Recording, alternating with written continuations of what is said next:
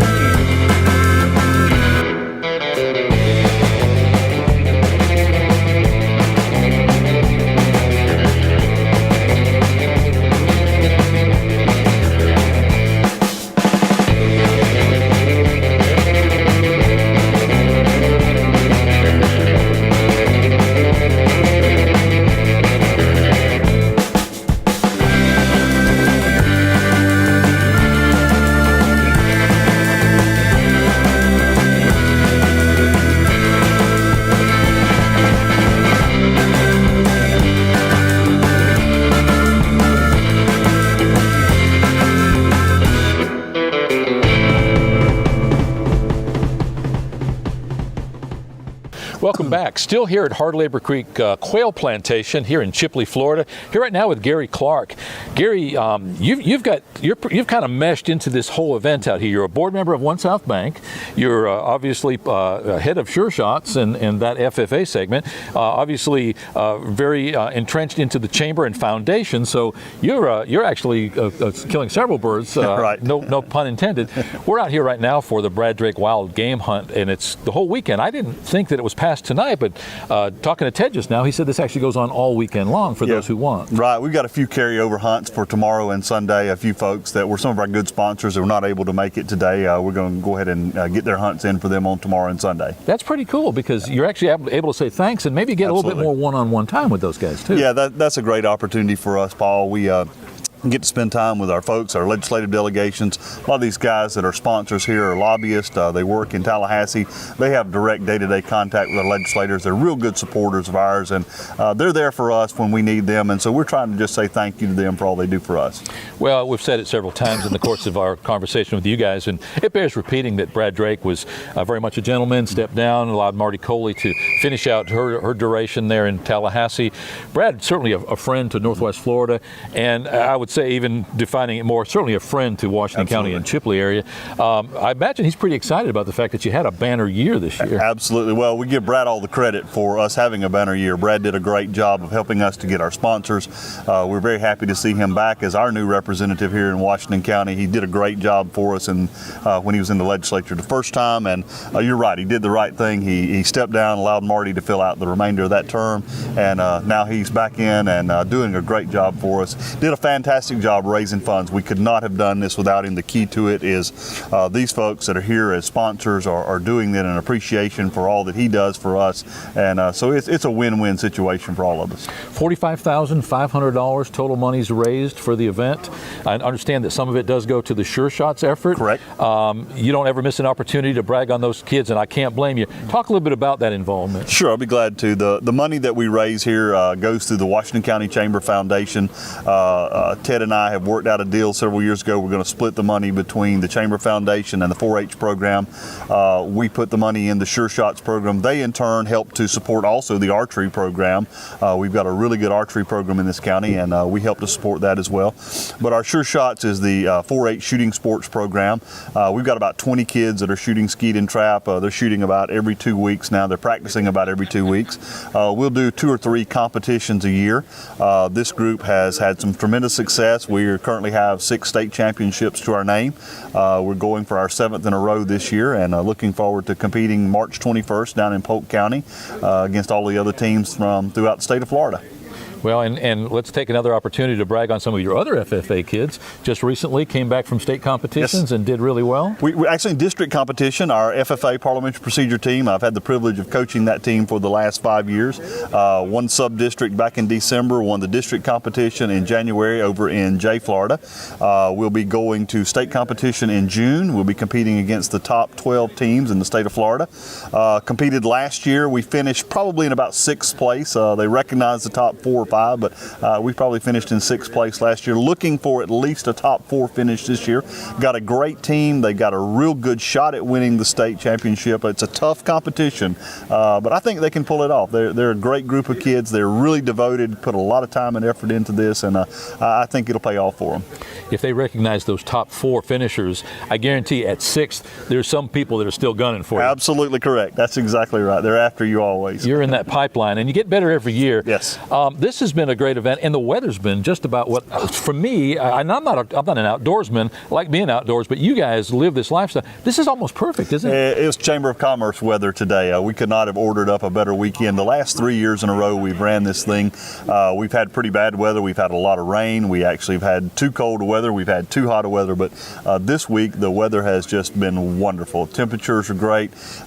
When you get warmer temperatures, the dogs start having a lot more problems. It's a little hard for them to work 3-4 hours a day. We've got 4 guides. We're running 4 hunts with 5 hunters on each hunt right now. So these dogs are getting a real tremendous workout. If it gets 60 and 70 degrees, you really have to pace them really slow, and you have to put a lot of water out there for them. So we like the cool weather. It makes it a lot easier on us. Well, and when you have a bad year, you pay the price the next year, because people go, oh man, I had a terrible time. I got wet, I was cold, it was too hot, I'm not going this year. You're going to have to build from this one. Where do you go from here? If this is the best year in recent history, then, you know. Well, that's a great point, Paul. I think that we're going to try to build off of this year. We got a lot of folks back that had not been in several years, and I think they had a great time. We showed them the best that Washington County has to offer, and I think that all of these folks will be back. The years we've had, the tough years, we knew it was going to rain. You get rain in the forecast, and it's hard to get folks to commit to come and spend money and be a part of this thing if they know they're not going to get to hunt that weekend, or they're going to be miserable hunting that weekend. Basically, they'll just stay home. So we've had a couple of better years than this. Back in the 90s, Representative Don Brown, we were working very closely with him when he was our legislator, and we did some similar amounts during his term, and kind of fell off after that. But I'm really, really excited about the money that we generated this year. It just gives us a great opportunity. These kids in my 4-H program, shooting sports is an expensive sport.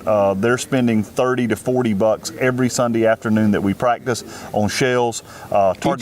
Each shooter, yes, about $30 to $40 on target cost and shell cost. So that gets expensive, and these parents, that's a lot of burden on these parents. So this money helps us to supply them with the ammunition that they need and the targets that they need to practice, to be and perform at the level that they're at.